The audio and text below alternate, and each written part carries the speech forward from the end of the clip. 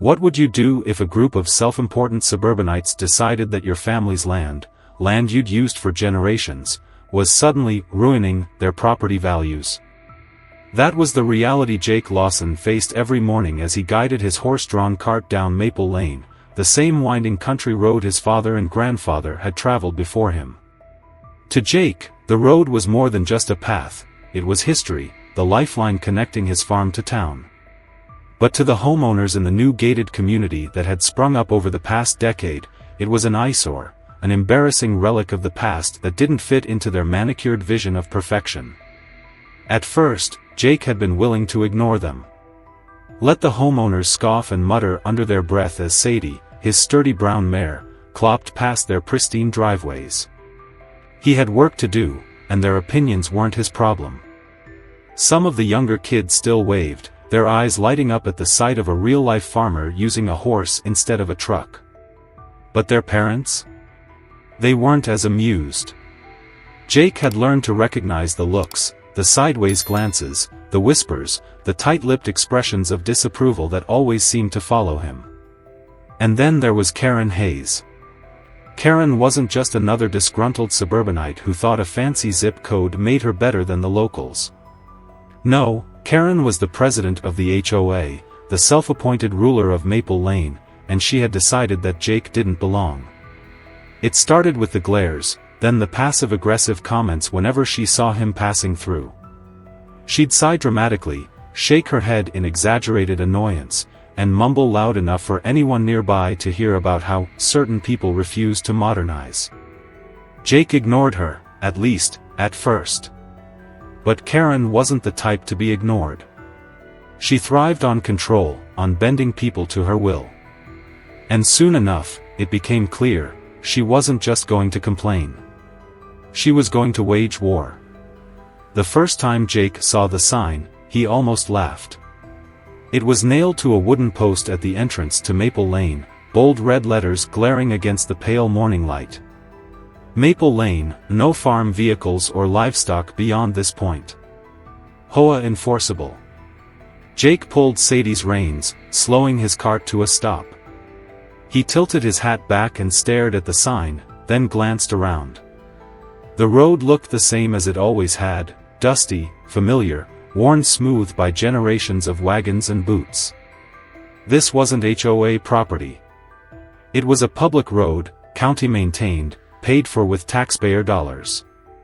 The nerve of them. Karen must have spent real money on this nonsense. The lettering was clean, professional, not some cheap DIY job. Jake sighed, climbed down from the cart, and grabbed the post with both hands. With one firm yank, he tore it from the ground and tossed it into the back of the wagon like a sack of potatoes. He hadn't even made it halfway back to Sadie when he heard the front door of a house slam open. "Hey! What the hell do you think you're doing?" He turned just in time to see Karen Hayes storming across her lawn, eyes blazing, blonde bob bouncing with every furious step. She was already in full battle mode, clipboard in one hand, HOA badge pinned to her beige cardigan like she was some kind of law enforcement officer.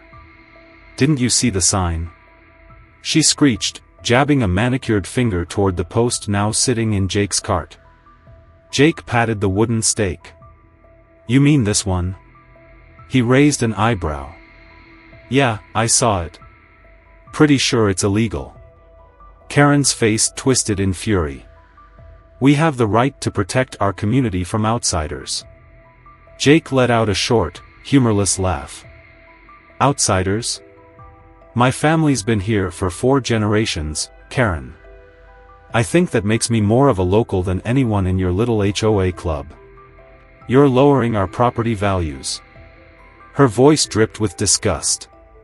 "That filthy animal of yours, walking through our neighborhood, it's unsanitary." Jake clenched his jaw. He'd dealt with people like Karen before, people who thought money and entitlement gave them the right to dictate how others lived. He took a slow breath, forcing himself to stay calm. "I don't bother anyone. I don't make a mess. I don't break any laws." His voice was steady. "This is a public road, and I have every right to use it. Karen's nostrils flared. We'll see about that. She pulled out her phone and, without another word, started dialing. Jake already knew who she was calling. By the time the police car rolled into the neighborhood, flashing red and blue, Jake was still standing beside his cart, arms crossed. 2 officers stepped out. One of them, Sheriff Dan Carter, was a man Jake knew well, broad-shouldered, weathered face, the look of someone tired of dealing with small-town nonsense. He took one glance at Karen and let out a sigh, rubbing the bridge of his nose like this wasn't the first time she'd pulled something like this. What's the problem this time? He asked, already exasperated. This man is trespassing on HOA property. Karen shrieked, pointing at Jake like she was unveiling a criminal mastermind. I want him arrested, now. Sheriff Carter turned to Jake. That true? You on private property? Jake shook his head. Nope. Public road. Always has been. The deputy next to Carter pulled out a tablet, tapping the screen as he checked the records. After a moment, he gave a nod. Yeah, it's county-owned. Been that way for decades. Carter exhaled sharply and turned back to Karen. Ma'am, unless this man is actually violating a law, we can't arrest him just because you don't like him using the road. Karen gasped, scandalized. But it's our neighborhood. It's a public road. Carter's patience was wearing thin. You can't just put up signs and make up rules. If you do it again, you'll be the one facing legal trouble. Jake smirked as Karen's face turned an unnatural shade of red. You'll regret this, she spat, jabbing a finger at him. I'll find a way to stop you. Jake didn't say anything. He simply tipped his hat, climbed onto his cart, and continued down the road. But as he rode away, he had the uneasy feeling that Karen Hayes wasn't done with him yet. Not by a long shot. The next morning, Jake woke up to a surprise visit from the county health department. A white truck pulled into his driveway, and a clipboard-wielding inspector stepped out, adjusting his glasses as he surveyed the farm. Morning, the man said. We received an anonymous complaint about potential health code violations on your property. We're here to conduct an inspection. Jake's stomach twisted. He didn't need to ask who was behind this. Karen. She had escalated. This wasn't about signs or nasty looks anymore. Now, she was trying to destroy his business. Jake had dealt with pests before, coyotes sneaking onto his land, insects threatening his crops, even the occasional nosy raccoon in the barn. But nothing came close to Karen Hayes. The county health inspectors had come and gone, finding nothing wrong. They'd even apologized for wasting his time, though they couldn't tell him who had filed the complaint. Jake didn't need to hear a name. He already knew. And sure enough, the very next morning, Karen was back at it. As Jake guided Sadie toward town, the road felt different. Something was off. It wasn't until he crested the last hill before Maple Lane that he saw them, a group of HOA members standing near the entrance to their neighborhood, hammering stakes into the dirt, marking spots with orange spray paint. Jake's gut tightened. Karen stood at the center of it all, arms crossed, a smug little smirk already plastered on her face. Jake slowed Sadie to a halt just short of the gathering. Morning, he said cautiously. Karen smiled, that tight, fake smile she always wore before doing something awful. Not for you. Jake ignored the bait. What's going on? Karen gestured behind her. We're taking action. Since the county refuses to protect our community, the HOA has decided to make some improvements. Jake scanned the scene, wooden stakes lining the road, a couple of HOA members struggling to drag a set of heavy metal poles from the back of a truck. His stomach dropped. What kind of improvements? Karen's smirk widened. Oh, you know. Speed bumps. A gated entry. Maybe a few decorative planters. We're still deciding. Jake tightened his grip on the reins. This is a public road. Karen tilted her head, feigning innocence. Oh, we know. She let the words hang in the air before dropping the real bombshell. That's why we filed a formal request with the county. We're petitioning for community exclusivity. Jake let out a sharp laugh. That's not how public roads work, Karen. Karen raised an eyebrow. Oh? And you're an expert on zoning laws now? Jake exhaled through his nose. I don't need to be. The county isn't going to hand over a road just because you don't like me using it. Karen's expression didn't falter. Perhaps. But until the county makes its decision, we'll be taking precautionary measures. Jake looked past her at the HOA members hauling the metal poles into place. His blood boiled. They were building a gate. He snapped his gaze back to Karen. You're blocking the road. Karen shrugged, all faux innocence. Only temporarily. For safety reasons, of course. Jake's fists clenched. And how exactly am I supposed to get to town? Karen's smile sharpened. I suppose that's not really our concern. Sadie snorted, pawing the ground as if sensing Jake's frustration. He took a slow breath, forcing himself to stay calm. Losing his temper now would only give Karen what she wanted. Jake turned, eyeing the other HOA members. Not all of them looked comfortable. A few cast uneasy glances at the metal poles. They weren't all as fanatical as Karen, but none of them were willing to challenge her. He shook his head. You can put up all the barriers you want. That doesn't change the law. Karen stepped aside, motioning toward the half-assembled gate. You might want to start looking for another route. Just in case. Jake didn't move. Didn't trust himself to speak. Instead, he pulled lightly on the reins, guiding Sadie into a slow turn before continuing down the road. But this wasn't over. By the time Jake made it home that evening, his mind was racing. He spent the next few hours making calls, trying to confirm what Karen had said. And sure enough, she wasn't bluffing. There was now a pending petition with the county, requesting the road be reclassified as a private thoroughfare. Jake wasn't an expert on legal battles, but he knew one thing for sure: Karen had overstepped her bounds. And he wasn't about to let her get away with it. The next morning, he rode back toward town, determined to pass through, no matter what.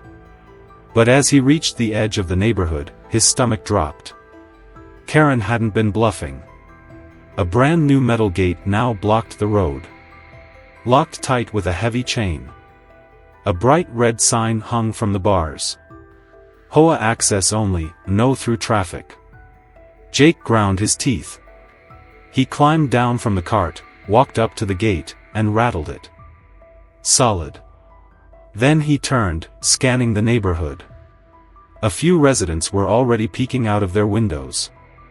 Watching. Waiting for the confrontation they knew was coming.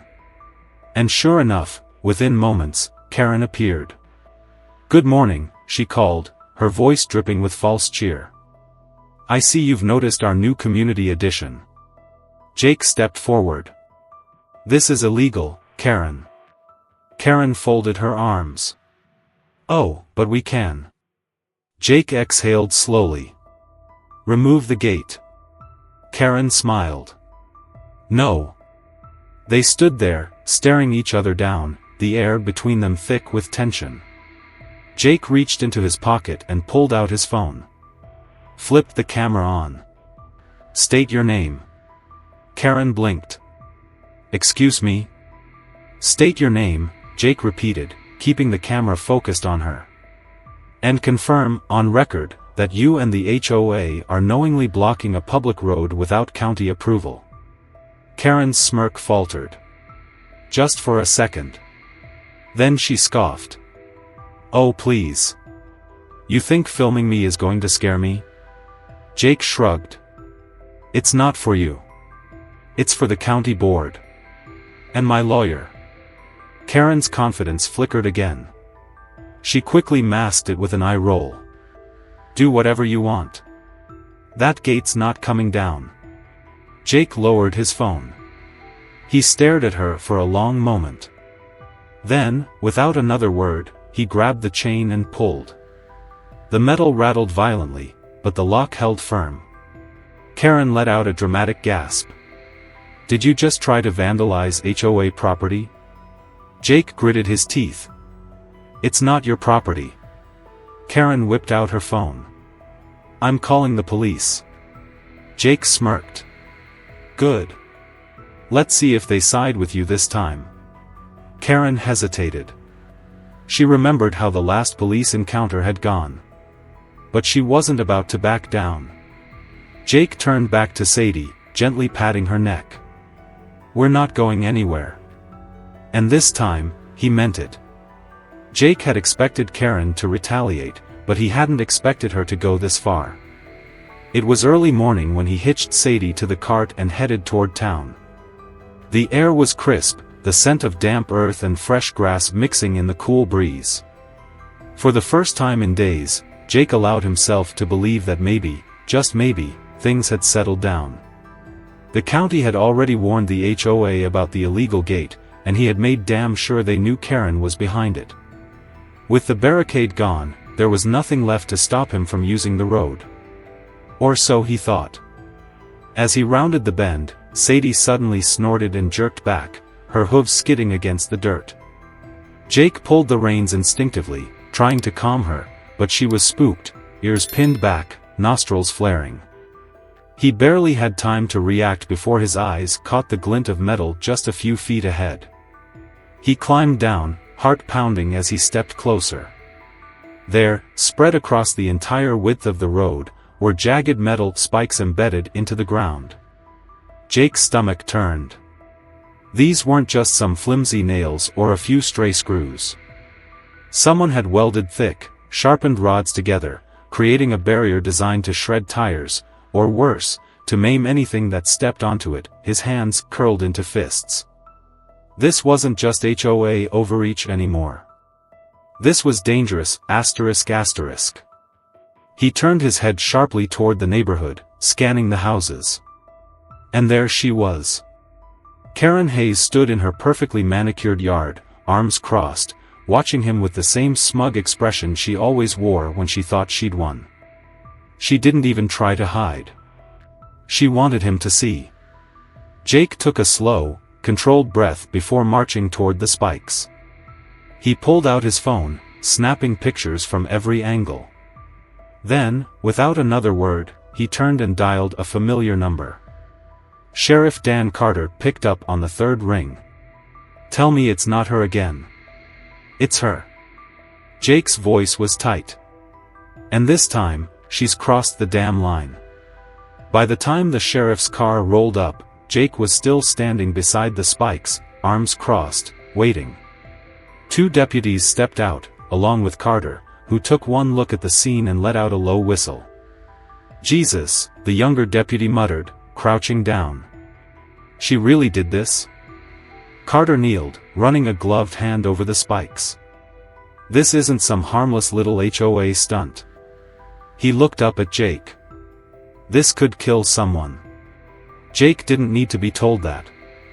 If Sadie had stepped onto those spikes, if she had panicked and tried to bolt, he clenched his jaw. Karen had taken this too far. Carter stood, squared his shoulders, and turned toward the HOA neighborhood. Let's go have a chat with Miss Hayes. Jake followed as the officers strode up the sidewalk, their boots crunching against the pavement. The neighborhood was quiet, but he could see them, ***, residents peeking through curtains, watching from porches, waiting to see what would happen, ***. Karen stood her ground as the officers approached, her arms still crossed, feigning innocence laced with condescension. Officers, she greeted them with a thin smile. How can I help you? Carter didn't even entertain the act. Miss Hayes, I'm going to need you to explain why you thought it was a good idea to install lethal road spikes on public property. Karen scoffed. "Oh, don't be ridiculous. The HOA simply installed some security measures to prevent unauthorized traffic. We've had issues with ***. Enough." Carter's voice was sharp. "This isn't security. It's reckless endangerment. And unless you've got a permit from the county allowing you to turn a public road into a death trap, you're facing some serious charges." Karen's smile twitched, faltering for the first time. "Oh, come now, Sheriff. Let's be reasonable." "Reasonable?" Jake finally spoke, stepping forward. His voice was tight with fury. What if a kid had ridden their bike into that? What if an emergency vehicle needed to get through? What if Sadie had stepped on that? Karen's gaze flickered to him, her lip curling. "Maybe you should take this as a sign to find another route, Jake." That was it. That was the moment the last shred of plausible deniability disappeared. Carter's expression hardened. "Turn around, Miss Hayes." Karen blinked. "Excuse me?" The handcuffs clicked open in Carter's grip. "I said, turn around. You can't be serious." Her voice pitched up, her composure cracking. "You're arresting me? For protecting my neighborhood?" Carter wasn't in the mood for theatrics. "You're being arrested for obstruction of a public roadway, reckless endangerment, and criminal mischief." Karen's face paled. "This is outrageous." She looked around frantically, but no one came to her defense. The same HOA members who had stood beside her were now watching in silence, unwilling to go down with her. Jake just watched as the cuffs clicked around her wrists. "You'll regret this," Karen spat at him as the deputies led her toward the squad car. "You're ruining everything." Jake shook his head. "No, Karen. You did that all on your own." As the squad car pulled away, the neighborhood remained eerily silent. People stared but didn't speak. Some turned away, slipping back inside their homes, as if distancing themselves from the wreckage Karen had created. Jake took one last glance at the now empty yard before walking back toward his cart. For the first time in weeks, he felt like the fight was turning in his favor. But deep down, he knew, this wasn't over yet. Jake had thought Karen's arrest would be the end of it. Surely, after being hauled away in handcuffs for turning a public road into a death trap, the HOA would finally back off. But he should have known better. Karen might have been gone, for now, but her influence still lingered, her pettiness woven into the fabric of the HOA like a bad stain that wouldn't come out. The next morning, Jake found his mailbox stuffed with legal documents, cease and desist letters, and an official lawsuit filed by the HOA. They were claiming that he had caused intentional disruption of community peace and was violating reasonable neighborhood policies. Even more infuriating, the lawsuit demanded financial compensation for the distress he had caused by continuing to use the public road. Jake nearly laughed at the absurdity of it. The HOA didn't own the road. They had no authority. But they were still trying to bury him in legal fees, hoping he'd fold under the pressure. It didn't stop there. Orders from his regular suppliers were suddenly cancelled without explanation. When he called around, he was met with awkward apologies. Someone had spread rumors that his farm had been shut down due to violations. Then the final blow came when the local market refused to take his produce, citing space issues that had never been a problem before. It was clear, even with Karen gone, the HOA was still trying to destroy him, this time through financial ruin. But if they thought he would roll over, they had picked the wrong man. Jake fought back. He took everything to the county board, exposing the frivolous lawsuit and the HOA's ongoing harassment. Then he called the local newspaper, making sure the entire town knew exactly what had been happening, the illegal signs, the fake complaints, the spike strips, Karen's arrest. And just for good measure, he went straight to the HOA members who had been hesitant to follow Karen's extreme tactics, planting a simple but effective seed of doubt. Was this what they really wanted? To be part of an HOA known for illegal activity? The fallout was swift. The newspaper story turned public opinion against the HOA, and board members began resigning, distancing themselves from Karen's mess. Within a week, the county officially denied the HOA's request to control the road, making it clear that any further interference would come with severe legal consequences. The next time Jake rode into town, there were no more obstacles, no more signs, no more gates. Just the sound of Sadie's hooves clopping against the dirt road, uninterrupted, as it had been for generations. As he passed through the HOA neighborhood, he caught sight of Tom Reynolds, one of the board members who had kept his distance from Karen's schemes. Tom raised a hesitant hand in greeting. Jake nodded back. Maybe, just maybe, things would finally settle down. But one thing was certain: if the HOA ever tried this again, they'd know exactly who they were dealing with.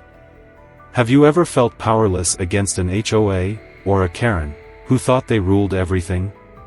Share your experiences below. Let's see who had it worse.